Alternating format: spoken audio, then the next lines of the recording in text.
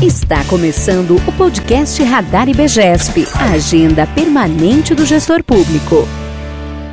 O meu nome é Marina. E o meu é Dolores. E hoje a gente vai ter o prazer de ouvir o Tadeu de Barros, diretor e presidente do Centro de Liderança Pública. Tadeu, é uma alegria muito grande estar com você aqui. Fala para o público do IBGESP quem é você, fala um pouquinho da sua trajetória. Eu queria começar. E meu nome é Tadeu. Bom, gente, prazer imenso estar aqui com vocês. Tadeu Barros, atualmente diretor-presidente do Centro de Liderança Pública. Trajetória grande na gestão pública. Eu sou formado pela Escola de Governo de Minas Gerais, uma escola de governo desenhada, concebida pelo atual ministro do TCU, ministro Anastasia. Trabalhei durante 18 anos na administração pública. Em Minas Gerais fui fazenda, planejamento, depois fui conhecer um pouquinho do Nordeste, fui para Alagoas, fui secretário especial de planejamento e orçamento em Alagoas. Voltei para Minas Gerais para administração indireta, por um banco de desenvolvimento. Trabalhei no Banco de Desenvolvimento de Minas Gerais. No BDMG? BDMG. Olha só. A gente já deu um curso. Ai, que legal. Trabalhei no banco, fui assessor especial do presidente do banco lá. E tô há 3 anos e meio no CLP, um desafio aí de conhecer o terceiro setor, né? Esse mundo que e eu acho que até pensando no Tadeu enquanto carreira, é como unir, né? Estar dos dois lados do balcão, entender o terceiro setor muito tentando ajudar a gestão pública, né? E muitas vezes não conhece algumas dores da gestão pública e do lado da gestão pública não conhece como que o terceiro setor pode ajudar. Exato. E aí eu pensei em como unir aí essas duas experiências e estou há 3 anos e meio aí no CLP, que a gente vai falar um pouco mais sobre ele. Muito legal, Tadeu. Acho que é muito o que a gente fala também, né, Mar? Como terceiro setor, essa possibilidade de fazer projetos pilotos, de estar junto com o governo e sempre a mesma coisa. Tipo assim, a gente tem aqui pessoas que também atuaram na gestão pública, então acho que conectar as dores é muito importante para saber o que tá falando, né? E aí hoje a gente vai trazer uma bandeira que é do IBGESP, que eu sei que é do CLP, que é o empoderamento municipal. E eu queria saber, assim, qual é o seu ponto de vista sobre esse tema, assim, começando de uma forma mais ampla. Eu vou falar até um clichê, né, que todo mundo quando fala em município fala assim, não, o cidadão vive no município, as dores estão no município. E assim, é um clichê, mas ao mesmo tempo é aquilo, a gente abre o olho, a gente acorda e eu costumo dizer que eu não quero saber se segurança pública é responsabilidade do Estado, do município, da União. Eu quero ter segurança pública, eu quero ter qualidade de vida, eu quero ter bem-estar social. E tudo acontece nos municípios. Então, é uma grande dicotomia a gente olhar que nos municípios que têm menos infraestrutura, menos pessoas qualificadas, menos recursos, né, no nosso sistema federalista, o que sobra para os municípios é muito menor do que a União e estados, né? Então, é algo até às avessas aí. Então, nós do CLP, então, a gente impunha junto com vocês essa bandeira de como potencializar, né, a gente estava falando aqui do Banco de Desenvolvimento. O Banco de Desenvolvimento usa muito uma expressão que é last mile, né? A última milha, né? Então, como chegar nessa última milha? Então, é um desafio grande, mas ao mesmo tempo um desafio gostoso, que a gestão pública é promover transformação social, né? Sim. E transformação social a gente consegue muito ver de perto nos municípios. Então, essa bandeira é uma bandeira difícil, mas ao mesmo tempo muito prazerosa, que a gente carrega junto aí. Então, a gente vê com muita relevância o quanto ajudar e apoiar municípios. Com certeza. E a gente fica muito feliz ouvindo você falar com tanto entusiasmo disso, porque é uma bandeira do IBGESP há muito tempo mesmo, e a gente olha com muita admiração a iniciativa de vocês do ranking de competitividade municipal. Fala um pouquinho para quem está nos assistindo, para quem está nos escutando, o que é esse ranking e como ele ajuda no empoderamento municipal. Legal, Marina. Eu vou só te pedir para dar um passo atrás, só para o pessoal entender um pouquinho assim, o que é o CLP, onde o CLP está posicionado. Então, o Centro de Liderança Pública hoje a gente acredita que para gerar impacto no nosso país, para melhorar o ecossistema da administração pública, para ter entregas de serviços públicos melhores para a sociedade, a gente trabalha em 3 frentes. Quais são essas 3 frentes? uma super coincidente com vocês, educação. A gente acredita muito no potencial transformador da educação de líderes e gestores públicos. Então aqui, hoje, no dia que a gente está gravando, eu vou, no final do dia à noite, abrir a nossa 8ª turma do nosso Master em Gestão e Liderança. Só para vocês terem uma ideia da potência desse curso dentro do CLP. Nessa turma aqui, spoiler super fresco para vocês, a gente vai ter um governador, 3 vice-governadores, mais de 10 secretários numa turma mensal, sempre aqui em São Paulo. Então, gerando mais riqueza para a nossa rede, que tem mais de 300 gestores públicos. Então, a parte de educação, a parte de advocacy, de agenda legislativa, a gente acredita que não só treinar, capacitar e desenvolver líderes, mas também destravar algumas agendas que são importantes para o país. Então, a gente já trabalhou aí na reforma da Previdência, a gente tem trabalhado na reforma tributária, na administrativa, trabalhamos na autonomia do Bacen, então várias agendas que são importantes para o país. E aí a gente entra, Marina, no terceira frente, que é dados e evidências. Então, é capacitar, olhar para agendas que são positivas e, ao mesmo tempo, dar um ferramental. Caixa de ferramentas para que os gestores públicos possam, no mundo que eles têm hoje de inúmeras dores, conseguir tomar decisões mais bem acertadas. A gente sabe que o processo decisório ele é extremamente complexo, sim, mas que a gente possa facilitar, em certa medida, esse processo. Então, daí, uma coisa que está no DNA do CLP é política pública baseada em dados e evidências. Que alegria ouvir isso. A gente está, né, discutindo muito isso como sociedade, né? A importância de ter gestões baseadas em evidências. Então, é uma alegria, aqui até como cientista, né? 2 cientistas também. Sim, não, eu me aproximo muito da sua preocupação em apresentar o CLP, porque é muito complexo ser terceiro setor e a gente nunca faz só uma coisa. Então, até pros amigos, o que você faz? Aí você vai lá explicar, abriu a mesa, né? Tem que explicar. E a gente também se posiciona em 3 frentes. E aí, às vezes fica fácil de entender, às vezes não. Então, eu te parabenizo, porque ficou super fácil de entender o que o CLP faz. Ai, Tenho muito a aprender, né, Marcos? No mesmo Ai, que bom. Dilema. Mas é exatamente, Dolores. Assim, primeira coisa, o pessoal está estudando, mano, o que é esse CLP? O que significa? Então, eu sempre tenho essa preocupação. Mas aí, voltando aqui na agenda de dados e evidências. E aí eu posso contar, como um bom mineiro, um caos rápido? Por favor, é o que a gente veio ouvir. Um caos, porque assim, sempre a gente defende muito essa agenda de dados e evidências e eu gosto muito de um caso que eu acho que retrata bem a importância da gente olhar para dados e evidências. O caso é o seguinte, tinha um menino em cima do muro. Ele estava em cima do muro, de um lado estava o inferno, do outro lado estava o paraíso. Ele olhava pro paraíso, tava uma grama verdinha, tudo cheiroso, os anjinhos pulando e todos olhando para ele falando, vem, vem, vem. Ele olhava pro outro lado, tava o inferno, uma bagunça, um cheiro ruim, mas os capetinhas nem olhavam para ele, nem olhavam. Ele olhava para um lado, os anjinhos chamando, olhava pro outro, os capetinhas não chamavam e ele tava intrigado com aquilo, até que ele chamou um capetinho aqui. Deixa eu te perguntar, por que os anjinhos, um lugar lindo, estão me chamando, me convidando, e vocês aí nem olham pra cá? Aí um capetinho olhou com uma preguiça pra ele e falou o seguinte, é porque você já tá no inferno. Então, ficar em cima do muro, não tomar decisão, não ter dados e evidências para o processo decisório é estar no inferno.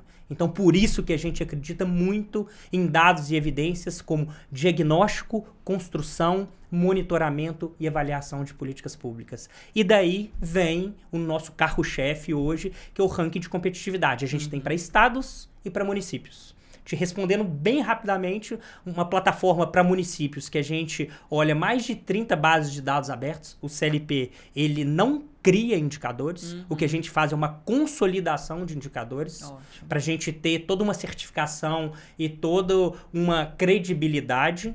E aí, a partir dessa consolidação, a gente tem esses 65 indicadores que olha para todo o espectro de política pública. Solidez fiscal, sustentabilidade ambiental, inovação, então saúde, educação, segurança. E a gente olha hoje para os 410 maiores municípios do país. A primeira pergunta que o pessoal faz para mim é, Tadeu, poxa, no Brasil, 5.570 municípios, vocês olham só para 410? A gente olha para os municípios acima de 80 mil habitantes. Faz sentido. E aí, entrando na nossa metodologia, qualidade de dados. Hoje o nosso país ainda carece de uma qualidade de dados melhor. Exato. Então, os municípios acima de 80 mil habitantes, a gente tem uma credibilidade desses dados. Então, por isso que a gente olha. Mas, ao mesmo tempo, a gente vê 410 parece pouco diante de 5.570. 65% da população brasileira está nesses 410 municípios. Então, assim, a gente consegue olhar para grande parte da população brasileira. Então, em linhas gerais, Marina, é uma plataforma olhando para indicadores e para performance de todo o espectro de políticas públicas, e aí a gente pode ir trocando ideias aqui e eu trazendo mais detalhes. Excelente. Eu já convido, inclusive, quem está aqui nos assistindo ou nos escutando a acessar, que a gente vai deixar o link aqui na descrição do episódio. Tem site próprio, né? Tem. A gente tem lá dentro do site do CLP, a gente tem uma aba lá de causas, e aí a gente tem competitividade. Dentro de competitividade, a gente tem todos os detalhes do ranking dos estados, do ranking dos municípios, e um spoiler, a gente, com essa expertise de olhar para dados e evidências, a gente está lançando também um ranking de ativos verdes, que é olhando para a agenda ótimo. ambiental que todo mundo tem falado tanto, e a gente está trazendo dados e evidências. Não, legal. Eu acho que a minha próxima pergunta, você até já trouxe um pouco na sua fala dos pilares que vocês têm olhado. Mas eu imagino que, às vezes, quem não trabalha com ciência acha que é super fácil consolidar o que está posto, mas é muito complexo. Então, como que vocês construíram essa ciência por trás, essa inteligência de pegar tantas bases, colocar elas juntas e apresentar um dado e uma evidência para a sociedade? Dolores, essa pergunta, sempre quando me fazem, eu respondo como: o ranking é uma metamorfose ambulante. Então, são duas coisas que fazem sentido para o ranking. Eu falo com todo mundo do time do CLP. Não adianta a gente ter um estudo lindo e ficar na prateleira do CLP. O que a gente quer é bloco na rua. E quando a gente coloca o bloco na rua, a gente tem que estar sujeito a escutar críticas, melhorias. E a gente chegou hoje, no ranking dos estados, a gente já está na 12ª edição, no ranking de municípios a gente foi para a 4ª edição. Então a gente já ganhou uma maturidade, mas que isso? Hoje mais de 50 municípios utilizam o ranking e mais de 25 estados utilizam o ranking como ferramenta de gestão, de planejamento. Então sempre a gente vai fazendo ajustes finos, trazendo mais indicadores, tirando indicadores que às vezes não fazem sentido, trazer um exemplo prático. Até 3, 4 anos atrás, a gente não tinha indicadores de uma agenda de transformação digital. A agenda de transformação digital passou a ser mega importante. Então, trouxemos indicadores. Meio ambiente, cada vez mais discute-se políticas de meio ambiente. A gente se viu no dever de medir como que está como que estão essas políticas públicas da agenda ambiental e trazer para o ranking. Então, Dolores, a gente sempre vai incrementando e trazendo, escutando muito os gestores que utilizam, então, trazendo esses indicadores. Então, ao mesmo tempo que é uma metamorfose ambulante, a gente tem que ter o cuidado também de ter linha de base. Sim. Então, para eu ter um comparativo de série histórica. Então, é um trade-off aí que a gente fica equilibrando. Não dá para inovar todo ano, Exatamente. Né? Mas aí a gente vai buscando esse equilíbrio. Tem um retorno também, porque eu imagino, os governos, eles vão definindo as pautas prioritárias, né? Eu acho que transformação digital, a gente viu todo mundo falando, tantos processos digitalizados, né? Então, você de certa forma, você tem que trazer isso para a pesquisa, dar visibilidade também, né? É isso. Surgem agendas que vêm com todo o gás que a gente precisa. Vou dar um exemplo em um projeto que a gente está construindo e que isso lá na frente vai virar um indicador para o ranking, que eu tenho certeza. Está se falando muito em IA, né? Inteligência artificial. Sim. Como aplicar a inteligência artificial no setor público? Então, primeiro, a gente tem conversas com parceiros como a Microsoft de como que a gente pode trazer guidelines para os gestores públicos melhorarem e pensarem em contratações públicas de inteligência artificial. Isso, depois que começa a entrar no processo, eu preciso medir. Então, vão aparecer indicadores para isso. Então, é uma esteira natural de assuntos que entram na pauta e que a gente precisa trazer indicadores para medir. É interessante esse exemplo, porque eu vi esses dias um post, acho que no LinkedIn, de uma senhora que queria acessar um serviço público e todos os canais eram digitais. Que é o oposto da inovação, assim, né? E ela não tinha e-mail, nem celular em um país em que 1/3 da população não tem então, como acesso, são temas sensíveis, à internet, né? O governo avançar nas agendas, mas também não deixar de atender a população que não tem acesso. E a beleza do ranking está no balanceamento de vários pilares e várias áreas. Não adianta eu tenho um analfabetismo digital e eu preciso seguir com uma agenda de transformação digital. Como que eu caminho Exato. paralelamente para que os dois se atendo todas encontrem as lá na pessoas, frente? sim. Então, os indicadores mostram isso. Então, por exemplo, qual município que está melhor de um lado e qual que está pior? Como que um pode ser inspiração para o outro? Como que eu posso trazer benchmark? A gente tem, inclusive, o que a gente brinca de uma casoteca, que é uma biblioteca de casos de sucesso em políticas públicas, excelente. que quando os municípios, os estados nos procuram em determinado assunto, a gente fala assim, ó, procura esse município aqui, ele tá fazendo um negócio bem legal. Olha, Isso eu é vou muito bom. colocar mais complexidade na Bora. conversa. Então, a gente está falando aqui de um cenário muito específico, que é o brasileiro. Mas vocês têm uma preocupação de aliar toda essa análise aos objetivos de desenvolvimento sustentável, por exemplo. Como vocês fazem para aliar essa análise nacional a um cenário mais global? Legal, Marina. É até um orgulho do CLP. A gente teve, por 2 anos, a convite da ONU na Assembleia Anual de Especialistas em Gestão em Gestores Públicos, falando um pouquinho, discutindo um pouquinho sobre política pública baseada em dados e evidências. A gente está fechando algumas parcerias relevantes com o BID. Eu tive começo do ano em Washington com o presidente do BID. Inclusive, um dos interesses dele ao ver a metodologia, a lógica do ranking de competitividade é falar assim, vamos tentar levar isso para outros países membros do BID? Então, tem essa lógica e a gente já tem incorporado na nossa metodologia 2 camadas, que são as camadas ISD e ODS. O que a gente faz? Aqui é bom falar de 3 grandes parceiros do CLP na construção dos rankings. A gente tem a Tendências Consultoria ajudando muito no ranking dos estados. A gente tem a Gov ajudando muito a gente no ranking dos municípios. E a gente tem a CEO, que é uma outra startup que ajuda na parte das camadas ISD e ODS. O que a CEO faz? Ela pega todos os indicadores e ela faz um rebalanceamento desses indicadores à luz da conceituação de ISD e ODS da União Europeia. Tadeu, por que a União Europeia? Porque a OCDE sempre olha para as práticas da União Europeia. Como o Brasil quer ascender a OCDE, por que não colocar um sarrafo do desempenho de estados e municípios em relação à OCDE para até facilitar como que está o desempenho? E aí a gente tem todos esses indicadores rebalanceados sobre o ponto de vista dos 17 Objetivos de Desenvolvimento Sustentáveis e sobre o ponto de vista social, governança e ambiental do famoso ISD, né? Que fica bonito falar ISD, mas o ESG. Exatamente, virou cargo agora, né? Mas aí eu acho que é um desafio do CLP, como que isso funciona na prática. Então, trazer esses indicadores à luz dessa metodologia que serve para a gente olhar parâmetro em relação à performance internacional. E outra coisa, estados e municípios estão conversando o tempo todo com multilaterais, com bancos de desenvolvimento. Sim. E hoje todo banco de desenvolvimento pede um projeto vinculados aos ODS e à lógica ISD. Então facilita também o trabalho. Pronto. Isso. Tem muito recurso para ser variado. Exatamente. Legal. Você falou em série histórica, né? Que é uma coisa que interessa muito para qualquer busca por evidência aí. E eu acho que eu até trouxe a pergunta errada, porque eu pensei em 2020 como o primeiro ano, mas é o primeiro ano para os municípios, né? Os estados já estão aí na 14ª edição que você falou. 13ª. E aí eu queria saber, assim, na análise histórica, vocês têm visto mais avanços ou retrocessos nos indicadores? Tá. Como são muitos indicadores, muitos pilares, não dá pra gente generalizar e falar assim, eu tive um avanço completo, Sim. eu tive...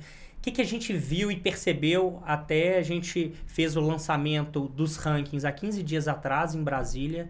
E aí, só um parênteses, a gente está muito feliz. Foi a primeira vez que a gente faz em Brasília. A gente sempre fez historicamente em São Paulo. A gente tinha um sonho de levar para o centro nervoso da gestão pública, que é em Brasília. Então, a gente teve 2.800 pessoas em loco no Centro de Convenções Ulisses Guimarães. A gente teve mais de 1.800 publicações na imprensa, TV com link ao vivo. 6 governadores, 3 ministros, vários prefeitos. E o que a gente viu nessa análise agora de 2023? A pandemia traz aí um legado perverso sobre distorção dentro do país, né? Então, a gente vê uma desigualdade ainda maior dentro do país, onde, por exemplo, no ranking de municípios, salvo engano, das 100 primeiras posições, 98 são de municípios da região sul-sudeste. É uma loucura. Sim. A gente vê isso, né?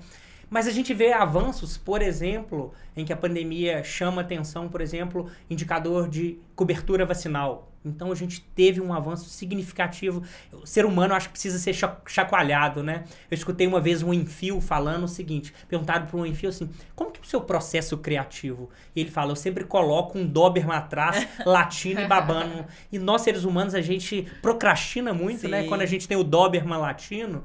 Então, assim, cobertura vacinal. E outra coisa também foi a questão fiscal. Então, felizmente, a gente viu uma maior responsabilidade fiscal e a gente vê uma melhoria dos indicadores gerais dos municípios em relação às questões fiscais. Legal. Esperamos muito que isso seja desdobrado. O ciclo de política pública é um ciclo um pouquinho maior, né? Então, que essa responsabilidade fiscal seja revertido em política de ponta. Saúde, educação, segurança. Deixando um parêntese aqui, que segurança, como eu dei como exemplo, é responsabilidade dos estados. Sim. Mas os estados também tiveram um avanço na questão fiscal. Então, Dolores, te respondendo, a gente viu muito aumento da desigualdade, mas a gente viu assim uma melhoria significativa em indicadores de responsabilidade também, fiscal, né? Controle, transparência. Eu acho que redes sociais até nos ajudam a isso, né? Rede social passa a ser um controle social bem significativo hoje. Já tem agora uns prefeitos mais blogueiros, que a gente consegue acompanhar a rotina deles, né? Ele sabe que ali tem capital político, né? Sim, então, tem muito capital político, com certeza. Tadeu, quando a gente ouve a sua fala, fica muito claro como o ranking pode ser utilizado pelos gestores públicos para pensar políticas públicas, para pensar em ações baseadas em evidências. Mas a gente até já deu uma pincelada aqui. Eu queria que você falasse um pouquinho para quem está ouvindo sobre como o ranking pode ser importante para o exercício da cidadania. Por que o cidadão que talvez não é gestão pública poderia utilizar o ranking? O cidadão, ele tem direitos e deveres. Então, e o cidadão, ele tem o poder do voto. O poder do voto é a aprovação ou não daquele que está servindo pra gente, né? Aqui no nosso país é às avessas, né? Parece que quem está na gestão pública e aí no poder, as pessoas ali eletivas, elas têm que saber que elas estão trabalhando pra gente enquanto cidadão, né? E aí o ranking passa a ser uma forma fácil dele ver a performance dos gestores públicos. Então é um termômetro. Aonde eu tô morando, então, como que tá a gestão pública? Poxa, tá no top 10 de gestão pública no país. Opa, então tá melhor. Não, tá abaixo do 100. Então, de uma maneira fácil, palatável, o cidadão ele consegue enxergar como que tá o desempenho do gestor público que tá representando ele, seja no município ou seja no estado. Excelente. Inverter a ordem, né? Verdade. A gente pensa muito em favor, ainda se fala muito isso, né? Esse benefício foi me dado por político X, né? Então, eu entrei no site de vocês, então é muito fácil navegar, é muito fácil encontrar a evolução histórica dos números. Então, deixo a dica aqui também para quem está ouvindo enquanto cidadão, para dar uma olhada, né, Marina? Com certeza. E eu ficaria horas, Dolores também, batendo esse papo, mas infelizmente a gente tem que acabar. E eu queria que você acabasse com uma mensagem sobre empoderamento municipal. Como você acha que o gestor ou a gestora que está nos ouvindo pode contribuir para o empoderamento dos municípios? Eu escutei uma frase um dia desses e até estava pensando nela que faz muito sentido com o lançamento que a gente vai fazer hoje da turma, com algumas lideranças públicas. Essa turma que você fala é o MLG, né? É o MLG, Legal. É o MLG. E a frase diz mais ou menos assim, não existem pessoas excepcionais, não existem pessoas extraordinárias. Existem pessoas comuns que fazem coisas extraordinárias, que fazem coisas excepcionais. Então, o gestor público, ele tem na mão, a gente fala muito em propósito, né? O maior propósito que tem é a gestão pública. Sim. Como eu disse aqui, de transformação social.